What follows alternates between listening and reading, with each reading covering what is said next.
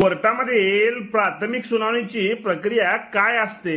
नमस्कार, मी आपला वकील मित्र विशाल गावडे. चला तर मग कायद्याचं म्हणजे तुमच्या फायद्याचं बोलूया. जेव्हा कोणताही दिवाणी दावा माननीय न्यायालयामध्ये दाखल करावयाचा असतो त्यावेळी तो दिवाणी दावा हा ऑनलाईन पद्धतीने मेहरबान कोर्टात दाखल करावा लागतो व ऑफलाईन पद्धतीने मेहरबान कोर्टात दाखल करावा लागतो.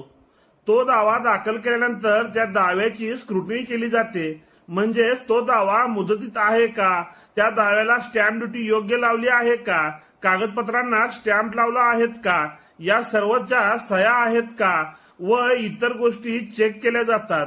त्यानंतर त्या दाव्याला क्रमांक दिला जातो व नोंदणी रजिस्टरमध्ये नोंदवून तो दावा संबंधित न्यायालयाकडे प्रथम आदेशासाठी पाठवला जातो.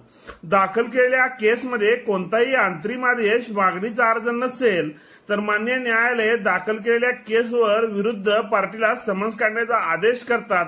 जर अंतरिम अर्ज त्या दाव्यामध्ये दाखल असेल तर आणि दावा दाखल करणारे वादीला एकतर्फा आदेश मिळवण्यासाठी युक्तिवाद करण्याची इच्छा असेल तर माननीय न्यायालय अंतरिम अर्जावर एकतर्फा आदेश द्यावा किंवा नाही याबाबत युक्तिवाद ऐकून घेतात.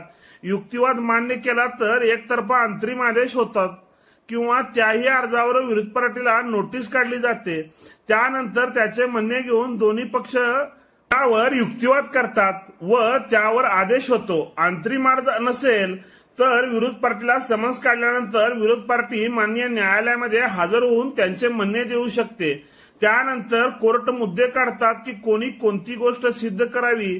त्यानंतर दोन्ही पक्षाचे जाब होतात व अंतिम युक्तिवाद होऊन त्या केसचा निकाल दिला जातो.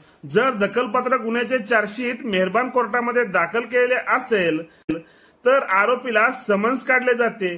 आरोपी मेहरबान कोर्टामध्ये हजर झाल्यानंतर मेहरबान कोर्ट आरोपीस गुन्हा कबूल आहे का नाही हे विचारतात आणि आरोपीने गुन्हा केल्याचे नाकारल्यानंतर साक्षीदारांचे जबाब होतात. त्यानंतर आरोपीचा जबाब होतो. आरोपीची इच्छा असल्यास आरोपी स्वतःची साक्षीदार याचा जबाब सुद्धा कोर्टामध्ये घेऊ शकतो व त्यानंतर अंतिम युक्तिवाद होतो. केसचा निकाल दिला जातो. अशाच प्रकारचे कायदेविषयक वेगवेगळ्या कायद्याच्या माहितीसाठी आपण आमच्या कोर्ट कचेरी या युट्यूब चॅनलला सबस्क्राईब करा.